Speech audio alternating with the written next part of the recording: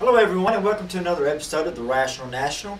And in this episode we're going to be talking to Matuse, who is going to be helping us out in understanding off-grid laws.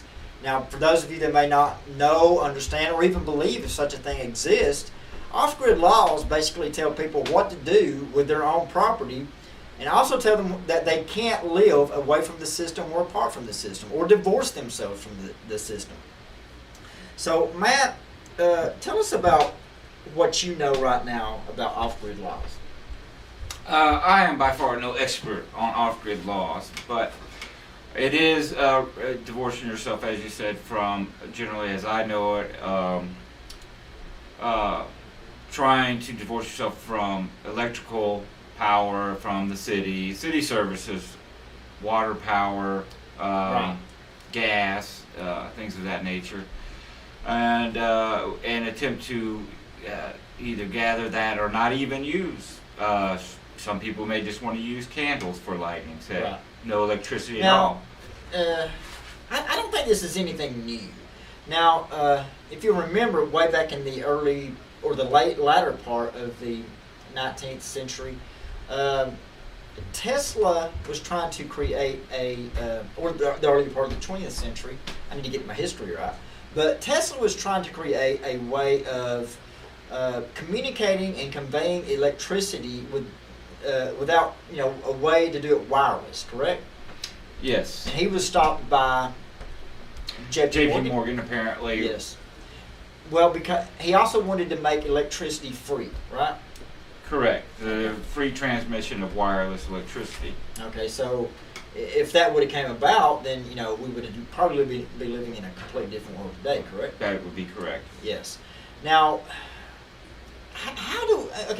name me some of the off-grid laws that exist. We know about Oregon. You can't collect rainwater. That ridiculous law. That's not really an off-grid law, but it's it's a law that says basically the rain is the property of the state. Correct? Mm-hmm. Okay. So basically, when they have off-grid laws, when the state or the government passes off-grid laws, they're basically saying that your property is pretty much their property. Correct? That's correct. Okay, so I've heard about the law also that says you can't camp on your own property. I'm not making that up. I think it was Colorado or some state like that. I could be wrong. Google or Bing it to make it exact. But, okay, now why do you think states pass these kind of laws? Well, I think a lot of times it is by the community movement of residents that are there that do not like the way things are going with new arrivals. Right. So, you think it's a way that the government guarantees control of the people? Because if somebody's living off grid, the only way that we ever, have any kind of contact with you or know that you even exist is when you pay your property laws every year, correct? Mm-hmm. Other than that, we don't know when you're paying the power bill. We don't know when you're checking into the bank. We don't know when you're paying internet, phone bill, or whatever. If you go off grid, then you are basically undetectable. Well, the state, as we know, wants consumers. Yes. Why does the state want consumers? Well, the state is intertwined with banks and corporations who see us as consumers.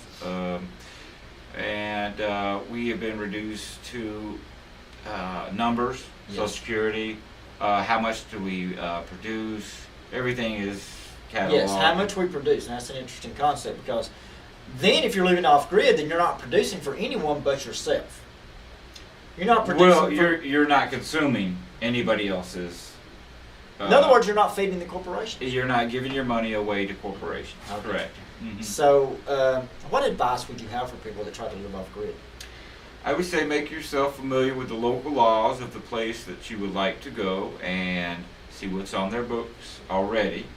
And if it's favorable to off-grid living, I would say move there and get involved with local politics and try to keep it that way. Yes, a country for the people, by the people. That's what Yeah. That's a concept, and that is an aspect of what the Rational National is all about. We're not just about politics. We are about also spirituality, Christianity, but also, our founding forefathers created this country, founded this country for the people. But it's not a nation for the people anymore. It's a nation for what? It's a nation ran by who now? Well, I would say corporations, It's- governments, Again, banks. again, this is nothing new. Let's bring back J.P. Morgan again. He and Rockefeller and Carnegie basically controlled McKinley. Yes? That's my understanding. McKinley was assassinated by who? Basically assassinated by a worker who was tired of his relationship with big business, yes? A worker who felt oppressed. I'm actually not familiar with that, but I That's have no reason to doubt That's it. basically the way the story went. But who took McKinley's place? I believe Theodore Roosevelt. Yes. And then that's when they started cracking down on monopolies, in the big business world. Okay, so, but, the moral of the story is, and this is what is wrong with socialism and trying to make everybody equal, is that the rich elite always find a way out. They always find a way to cheat. They always find a way to worm and rat themselves out of the laws that everyone else has to abide by. And they always think, well, just recently in the news we saw where countries, I think it was the Prime Minister of Iceland that resigned, Russia was also involved. They were... Well, in Iceland, apparently the people are just sick and tired of the government, and they want the government to leave. Yes. Now, Iceland, correct me if I'm wrong, Iceland was the country that put bankers in jail and did not bail them out. Around the time when we were bailing bankers out. Big mistake. Yes. And so we see a completely different attitude in Iceland than what we see here in America. So, okay, but the moral of the story is rich elite always find a way to get off on technicalities and always seem to find a way to put their money where they can hide it from everyone else.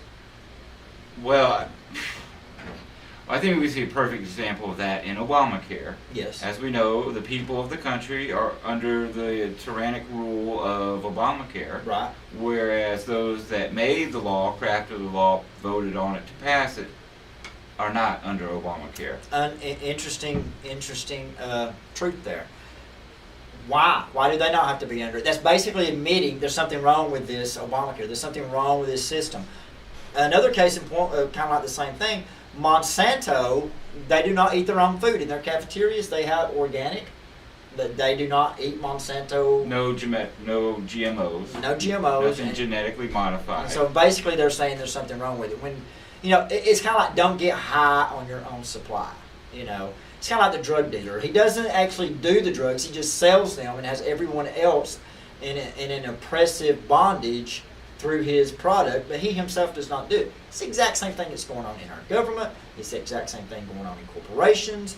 And the only people that are being fooled is the American people. Correct? They know. In other words, these people know what they're doing.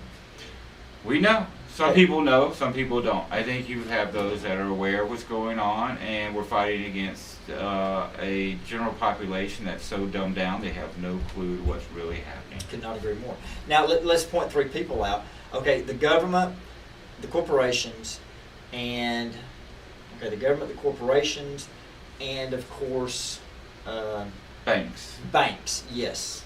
I lost my thought there. But government, corporations, and banks. These are the three players. This is the trinity of the criminality going on in the world today. Now, and they all work together, correct? They do. And the only victims are the people. The people. And you can throw media.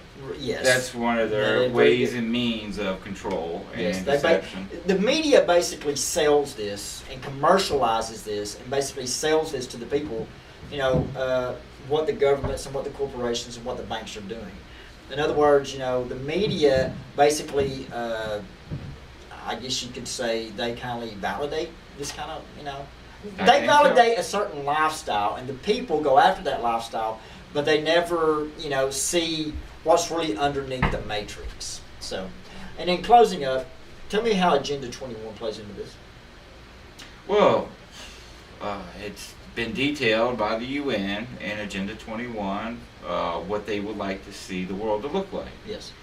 And it is very different from what I would like to see the world to look like, and I think our founding fathers would like to see the world look like, and God himself. Right.